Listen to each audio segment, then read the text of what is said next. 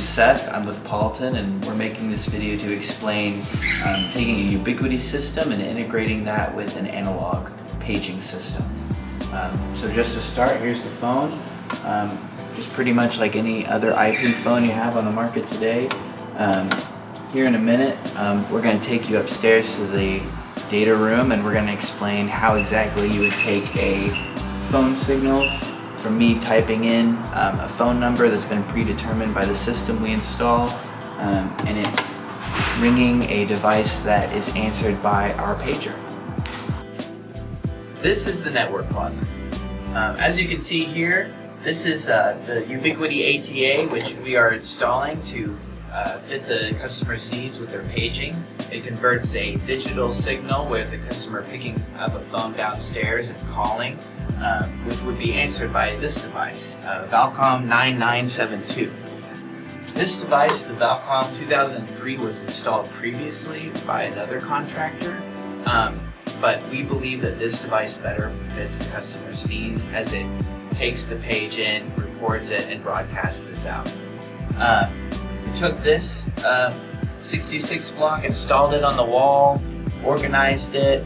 Our goal when we ever come into any network closet is to leave it nicer than when we found it, and to make sure the customer understands what they're getting and ensure that their solution always meets their needs. Now here's a close-up of the device. In the back, you can see here in the FXO port is the input coming from the Ubiquiti ATA. Once that input goes into the device, it's recorded like I mentioned earlier, and then sent out on this output port with these two jumpers. These will be punched into the speaker system that we have on the wall. Then of course here we have our source power. As part of our installation process, we go around and test each of the speakers and make sure they're at the appropriate volume. So let's get to it.